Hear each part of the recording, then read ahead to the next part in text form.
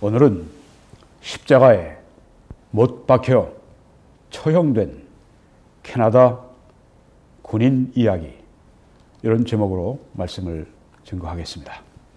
아마 많은 분들이 매우 생소한 느낌을 받으실 겁니다. 어떻게 캐나다 군인이 십자가에 못 박혀서 처형되었다는 말인가? 네, 거기에 관해서 오늘 말씀드리려고 합니다. 오늘 여기 캐나다는 11월 11일 Remembrance Day, 현충일입니다. 다른 때와 달리 제 왼쪽에 이렇게 이 파피, 양귀비 꽃을 여기에 제가 지금 달고 있습니다. 여러분, 여기 앞에 보시는 저 캐나다 공군 남자 병사 의장병은 저와 같이 이렇게 파피를, 빨간 양귀비 꽃을 꼽고 있습니다. 왜 그럴까요? 제가 이제 거기에 대해서도 말씀을 드리려고 합니다. 오늘 현충일과 관련돼서 제가 이 말씀을 전하는 것입니다. 오른쪽에 보시면 기념비가 있습니다. 여기는 오타와입니다. 캐나다의 수도 오타와. 이 기념비에 새겨진 것을 보시면 1914년에서 1918년 이렇게 되어 있는 것을 보실 수 있습니다. 네, 이 캐나다의 11월 11일 날 이렇게 매년 가지는 현충일은 이 1914년에서 1918년과 관련이 되어 있습니다. 그때는 제1차 세계대전이 일어났던 때입니다. 여기 사진들이 보여주는 것처럼 아주 인류 역사상 최초로 아주 참혹한 세계적인 전쟁이 일어났습니다. 1914년 7월 28일에서 1918년 11월 11일까지 정확하게 4년 3개월 2주 동안 이 전무후무한 미중류의 이 전쟁이 있었습니다. 이 전쟁에서 무려 사상자가 죽고 다치고 민간인 그리고 군인 포함해서 무려 4천만 명 이상이 그렇게 희생을 당했습니다. 캐나다 군인도 이 1차 세계대전에서만 약 6만 명이 사망을 했습니다.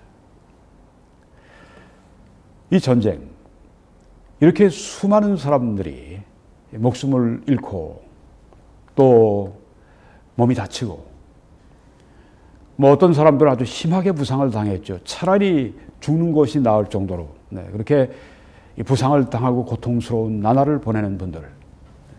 몇 년 전에 1차 세계대전에 참전한 분 가운데 111세로 사망을 해서 이제는 1차 세계대전에 참전한 군인들이 이 세상에는 더 이상 없습니다.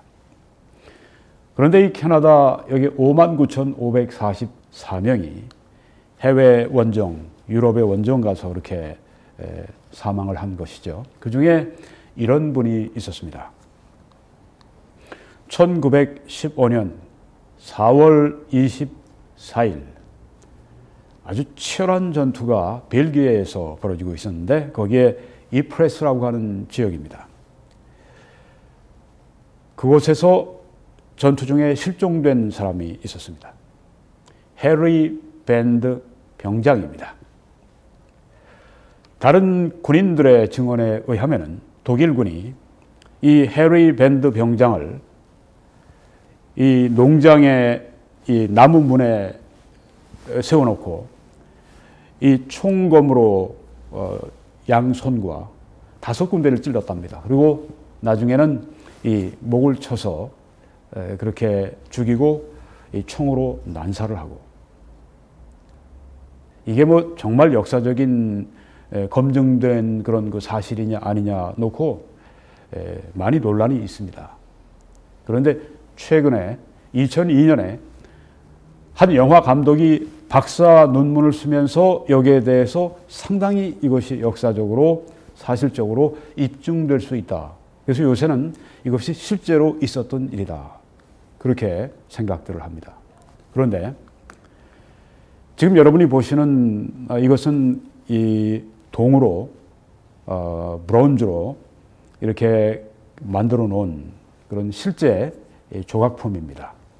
이 이름을 캐나다의 골고다 이렇게 이름을 붙였습니다. 높이가 81cm가 되는 그런 작품인데요. 영국의 프랜시스 더렌트 우드라고 하는 작가가 이것을 1918년 전쟁이 끝나는 그 해에 이것을 만들었습니다. 그래서 그것을 이제 그 전시하려고 했는데 독일 정부에서 강력한 항의가 들어왔습니다. 그래서 이제 캐나다 정부와 아마 정치적인 타결이 있었던 것 같아요. 그래서 이것을 전시하지 않았습니다. 그리고 70년이 지나서야 이것이 전시가 됐습니다. 캐네디안 워 뮤지엄 오타와에 있는 캐나다 전쟁기념관에 이것이 전시되었다고 하는데 어떤 자료를 보면 지금도 전시가 되고 있다고 하는 자료도 제가 보았습니다. 이것은 확인해 봐야 되겠는데요. 네, 이 작품 정말 이 전쟁의 참혹함 그런 것을 단적으로 보여주는 그런 일이 아닐 수가 없습니다. 전쟁에 참혹한 일들이 참 많지만 의도적으로 이렇게 했다고 하는 것, 십자가형을 했다고 하는 것, 그거 정말 굉장히 충격적인 일이 아닐 수가 없습니다. 물론 아직까지 사실 문제에 대해서 논란이 끝인 것은 아닙니다. 이 제1차 세계대전, 그런데 이것에 대해서 그 이프레스, 아까 그 전투가 있었던 이분이 실종됐던 거기에 세워진 전쟁 기념관이 있습니다. 거기에 이분이 거기에 기억되고 있습니다. 이 참혹한 인류 역사상 정말 눈뜨고 볼 수 없는 그런 참상이 있었던 이 1차 세계대전이 1918년 11월 11일 휴전하게 됩니다. 새벽 5시에 서명이 이루어지고 그 다음에 6시간 후 11시에 휴전이 발효가 됩니다. 효과를 발합니다. 네. 그래서 이 11월 11일 11시 11, 11, 11 이렇게 외우기가 쉽습니다. 1년 후에 왼쪽에 영국의 당시 조지 5세가 매년 11월 11일 11시 오전 11시 1차 세계대전이 종료가 된 그때를 기준으로 해서 그때가 되면 이 영국뿐 아니라 지금 이 캐나다도 아주 굉장히 잘 준수하고 있는데 영연방 국가, 심지어는 미국과 같은 영연방이 아닌 국가들까지 참여해서 이 11월 11일 11시 이 특별히 기념 행사를 합니다. 이때는 차들도 움직이지 않고 기차가 가는 것도 쓰고 심지어 바다에 있는 배들도 가급적이면 쓸 수 있으면 서고 그렇게 해서 2분 동안 1차 세계대전에서 조국을 위해서 자유를 위해서 그렇게 희생한 분들을 기리는 2분 동안 묵념하는 그런 행사를 가집니다. 이 참혹한 전쟁에서 전쟁시가 하나 피어올랐습니다. 오른쪽에 존 맥크레 중령은 군의관이었습니다. 그리고 이 1차 세계대전에 특별히 이 이프레스 전투가 있는 플랑드르, 플랑드르 벌판이 있는 그곳에서 이제 복무를 했던 분입니다. 이분이 중령인데 중위, 자기 밑에 부하죠. 전사하고 그리고 장례식을 치를 때 영감이 떠올라서 기록한 것이 바로 이 In Flanders Fields라고 하는 그런 시입니다. 1915년 5월 3일 그때 지어진 시인데요. 제목이 플랑드르 들판에서 이런 시입니다. 내용은 플랑드르 들판에 양귀비 꽃 피었네. 네, 그 플랑드르 들판, 그 이제 벨기에 남쪽에 있는 들판인데요. 거긴 이렇게 아주 그 빨간 양귀비가 아주 전체를 아름답게 장식하는 그런 곳이랍니다. 플랑드르 들판에 양귀비 꽃 피었네. 줄줄이 서 있는 십자가들 사이에 그 십자가는 우리가 누운 곳 알려주기 위함이네. 여기 우리는 전사자들입니다. 네, 전사자들 거기에 무덤이 있는데 십자가를 꽂습니다. 하늘에는 종달새 힘차게 노래하며 날아오르건만 저 밑에 요란한 총소리 있어 그 노래소리 잘 들리지 않네. 우리는 이제 운명을 달리한 자들, 며칠 전만 해도 살아서 새벽을 느꼈고 석양을 바라보았네. 사랑하기도 하고 받기도 하였건만 지금 우리는 플랜더즈 들판에 이렇게 누워있다네. 우리의 싸움과 우리의 적을 이어받으라. 힘이 빠져가는 내 손으로 그대 향해 던지는 이 횃불, 이제 그대의 것이니 붙잡고 높이 들게나. 우리와의 신의를 그대 저버린다면 우리는 영영 잠들지 못하리.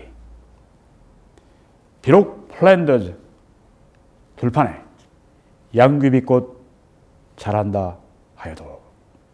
아주 이게 그 전우회가 충만한 그런 정말 감동적인 시입니다. 뭐 캐나다뿐 아니라 특별히 이 대영 제국의 그 영연방 국가에서 아주 알려진 그런 시이고, 특별히 오늘 같은 현충일 날 이것이 많이 낭송이 됩니다. 여러분, 왜 이렇게 여긴 플랜더즈 들판에서 그 양귀비꽃이 아주 빨갛게 물든 곳에, 왜 거기에서 그 아름다운 곳에서 병사들이 싸우면서 그 양귀비꽃의 그 붉은 색 못지않게 붉은 피를 거기에 흘리고 쏟았을까요? 그리고 이렇게 죽어갔을까요? 그것은 자유를 위한 희생이었다, 그렇게 말할 수가 있습니다. 여기 지금 오타와에 있는, 캐나다의 오타와에 있는 한 무명 용사의 부덤, 거기에 지금 시민들이 퍼피 꽃들을 거기에 놓고 한 것을, 그리고 기념하는 것을 볼 수가 있습니다. 이들의 피는 자유를 위해 흘린 피였습니다. 그래서 이렇게 자유를 위해 흘린 피를 기념하면서 1982년 미국의 알링턴 국립묘지에서, 오른쪽에 사진 보시면 미국의 유명한 로널드 레이건 대통령 사진이 있습니다. Great Communicator, 위대한 의사 전달자라고, 연설을 잘하는, 미국에서 가장 연설을 잘하는 대통령 중에 하나로 그렇게 알려져 있는 분이 그때 연설하면서, 알링턴 국립묘지에서 연설하면서, 이 연설이 아주 이런 현충일과 관련된 연설에서 최고의 명연설 중에 하나로 알려져 있는데, 맨 마지막에 이렇게 말을 했습니다. 그 깃발은, 성조기는, 이것은 The Star Spangled Banner, 미국의 국가 성조기 영원하라, 거기에 한 대목입니다. 그걸 인용한 것입니다. 그 깃발은, 우리의 성조기는 아직도 자유인들의 땅과, 이렇게 미국을 그렇게 표현합니다. 자유인들의 땅과 용감한 자들의 나라, 미국을 그렇게 묘사했습니다. 자유인들의 땅과 용감한 자들의 나라 위에 펄럭이고 있는가? 성조기가 아직도 펄럭이고 있는가? 이것이 바로 우리가 물어야 하는 것입니다.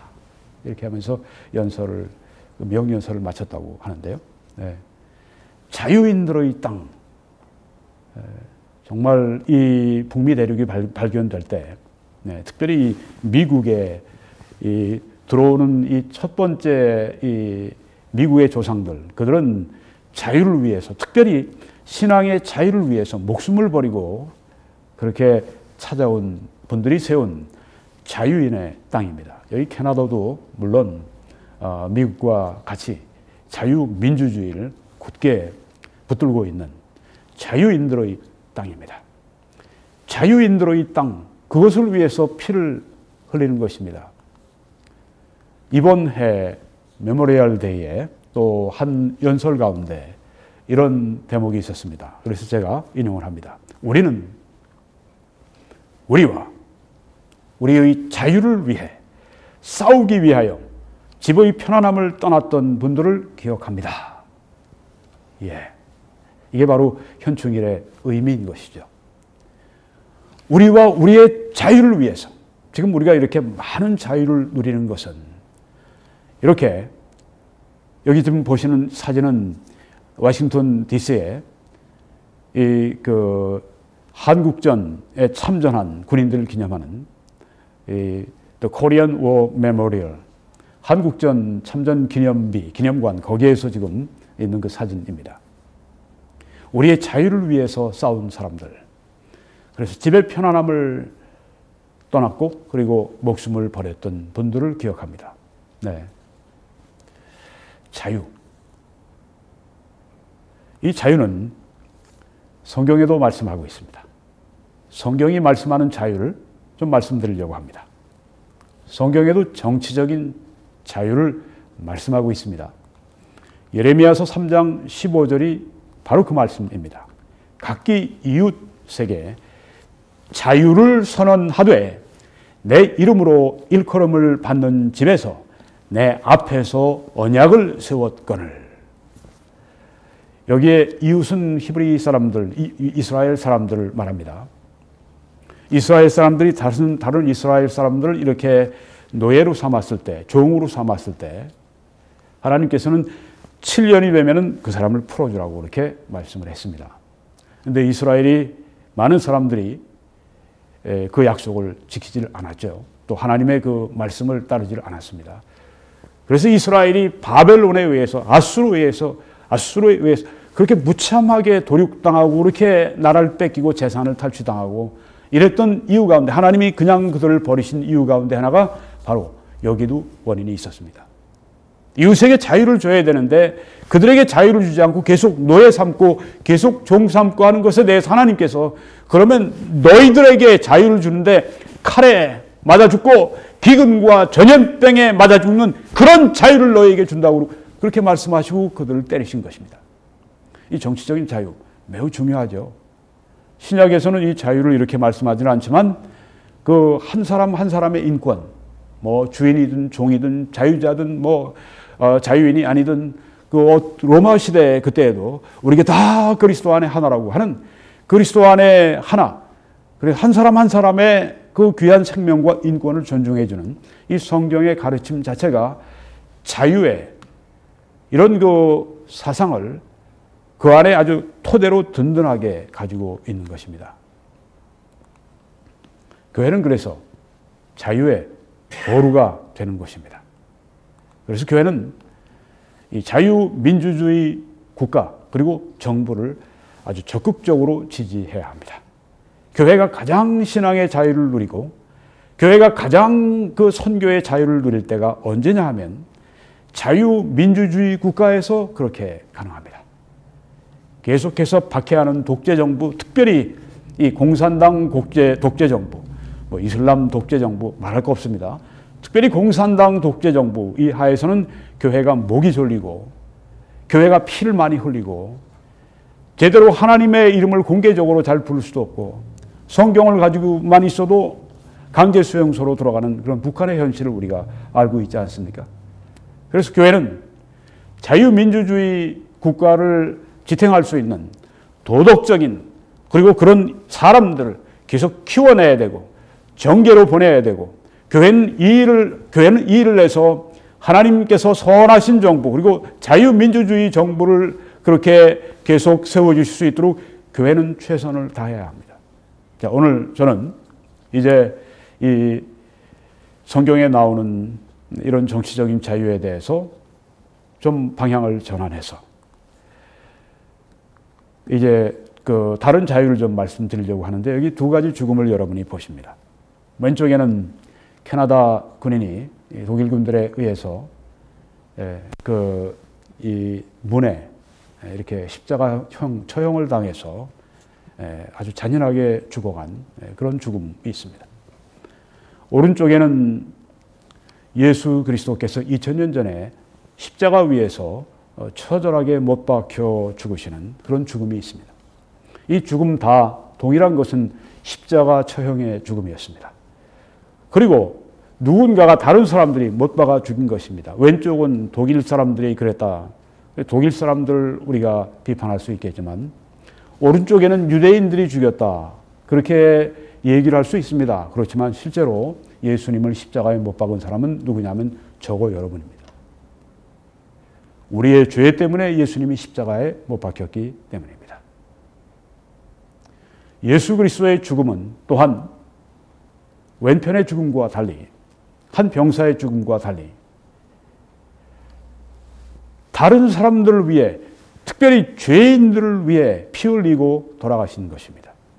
죄인들의 손에 의해 그 당시 유대인, 그 당시 로마인들이 십자가에 못 박혔다고만 얘기하지 맙시다.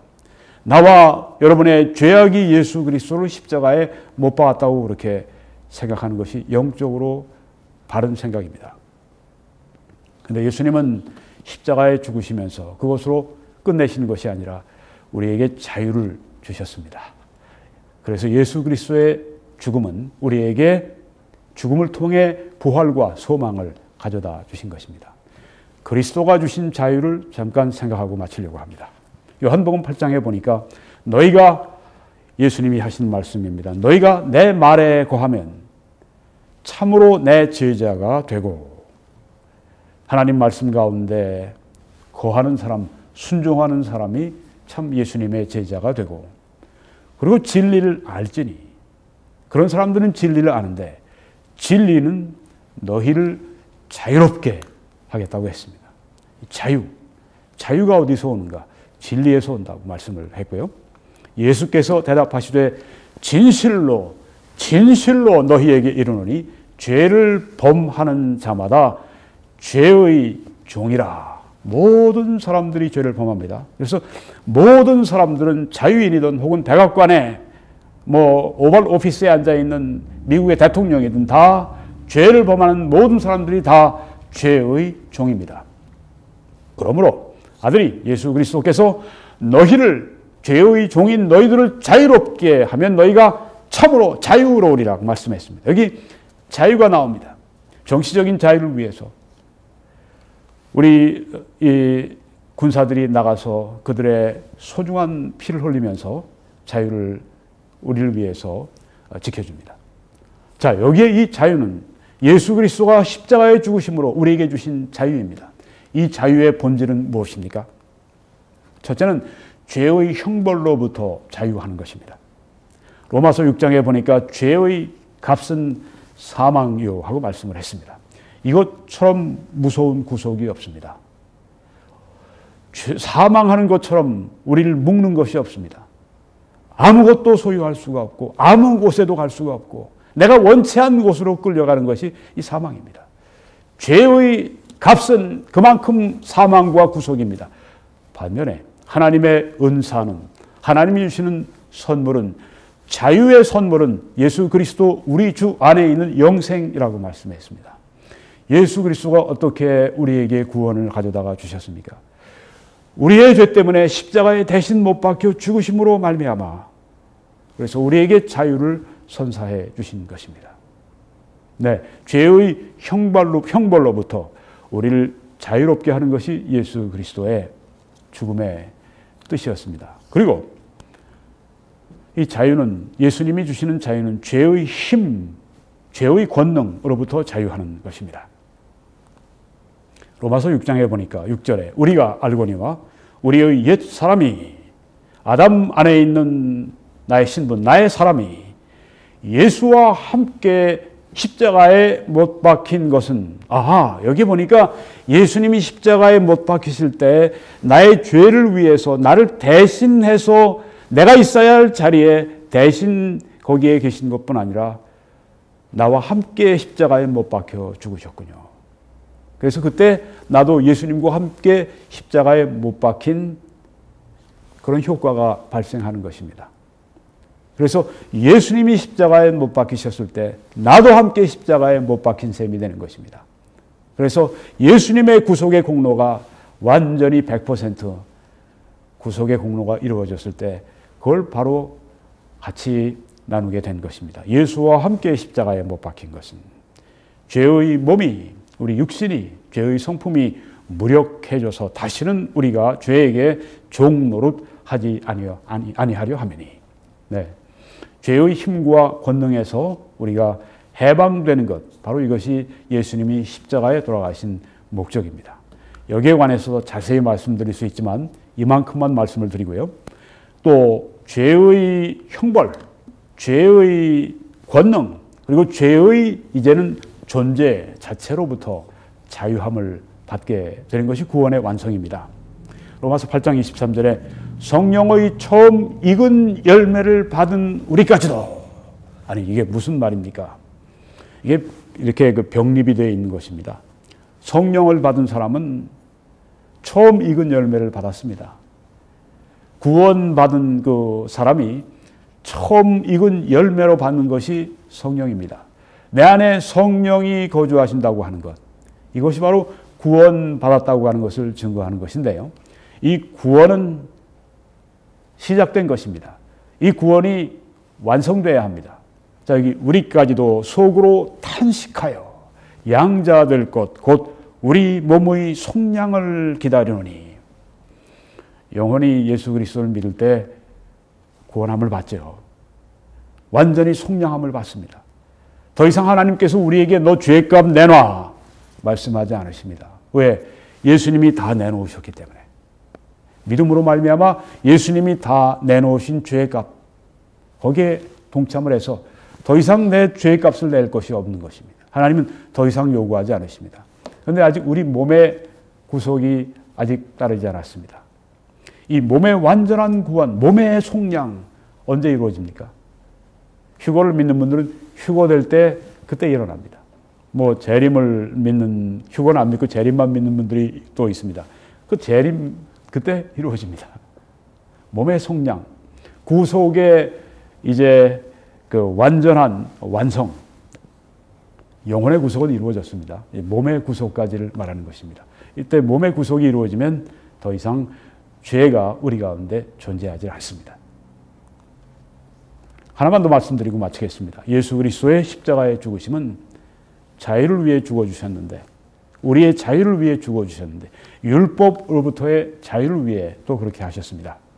갈라디아 5장에 보니까 그리스도께서 우리를 자유롭게 하려고 자유를 주셨으니, 이 자유, 그러므로 굳건하게 서서 다시는 종의 멍에를 매지 말라고 이렇게 갈라디아인들에게 말씀했습니다.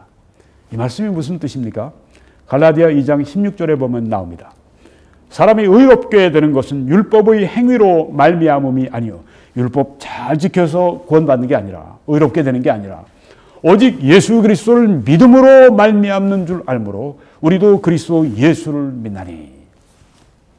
네, 믿음으로만 의롭다함 받는다고 하는 것, 이게 성경에서 지속적으로 가르쳐지는 말씀입니다. 이는 우리가 율법의 행위로서가 아니고 그리스도를 믿음으로써 의롭다함을 얻으려 함이라. 율법의 행위로서는 의롭다함을 얻을 육체가 없느니라. 바로 이것이 자유고 이것이 해방입니다.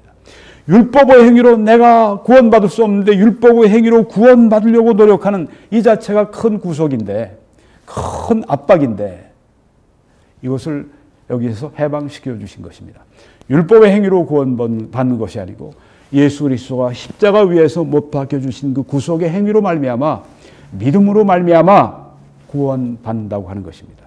아니, 왜 구원을 그렇게 심플하게 만드셨습니까? 그거 가지고 따질 필요가 없습니다. 네. 이유를 하나 말씀드리면, 율법의 행위로 구원을 못 받거든요. 안 됩니다. 여러분과 저의 아무리 도덕적인, 아무리 율법 행위, 아무리 해도 구원을 받을 수가 없습니다. 그래서 안 되는 거 가지고 아니라 예수 그리스도의 십자가에서 구원하신 그 행위로, 구속의 공로로 우리를 구원하시는 것입니다. 이게 바로 율법에서의 해방입니다.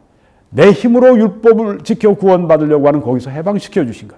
또 하나가 더 있습니다. 로마서 8장에 보면 이는 그리스도 예수 안에 있는 생명의 성령의 법이 죄와 사망의 법에서 너를 해방하였습니다. 여기 죄와 사망의 법은 존 스타트가 말한 것처럼 율법을 말합니다. 율법이 있으므로 내가 죄를 깨닫습니다. 율법은 나에게 요구는 하지만 나에게 생명을 주지 못합니다. 그래서 율법은 나에게 사망 선고를 합니다. 그래서 죄와 사망의 법 율법에서 나를 생명의 성령의 법이 해방했다고 말씀했는데 조금 전에 그런 의미도 있지만 이런 의미가 또 있습니다. 육신을 따르지 않고 그 영을 따라 성령을 따라 우리에게 율법의 성령을 따라 행하는 우리에게 율법의 요구가 이루어지게 하려 하심이라. 네, 이제는 성화를 말합니다. 율법을 하나님의 율법 가운데 도덕법은 지켜야죠. 십계명 가운데 우리가 안식일법은 의식법이지만 살인하지 말라, 도적질하지 말라, 거짓 증거하지 말라 이런 것들은 다 오늘날도 지켜야 되는 도덕법입니다. 원수를 사랑하라. 어려운 그런 말씀이죠. 율법의 요구가 이루어지도록 하기 위해서 우리 힘으로 율법을 우리 능력으로 지키는 것이 아니라 하나님의 영을 따라 행할 때 그 율법을 지킬 수 있도록 하나님의 법을 지킬 수 있도록 만들어 주셨습니다. 율법에서 해방됐다고 하는 것은 율법을 지킬 필요가 없다고 하는 것이 아니라 율법을 지키는데 내 능력만 가지고 지키는 것이 아니라고 하는 성령의 능력으로 성령의 지도함과 인도함과 능력을 받아 지킨다고 하는 그래서 우리가 율법에서 해방되었다고 하는 자유하게 되었다고 하는 의미가 여기 있는 것입니다. 네, 그리스도가 주신 자유, 이 놀라우신 자유 오늘 여러분들도 누리실 수 있기를 바랍니다. 그러기 위해 예수 그리스도께로 나오시고 예수 그리스도를 당신의 개인의 구주와 주님으로 오늘 이 시간 영접하시고 구원 받으십시오.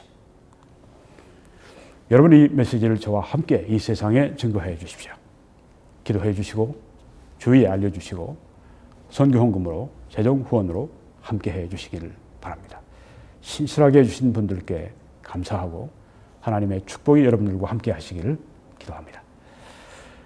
이 국내에서는 위에, 해외에서는 아래 정보를 사용해 주시고 그리고 미국에서는 뱅크 오브 아메리카 그리고 캐나다에서는 코스트 캐피털 세이빙스 뱅크를 통해서 그렇게 선교헌금 해주시고 지원해 주시기를 바랍니다. 그리고 이 자세한 정보를 위해서 www.21church.com으로 들어오셔서 여기에 후원을 클릭하시면 모든 정보를 보실 수가 있습니다.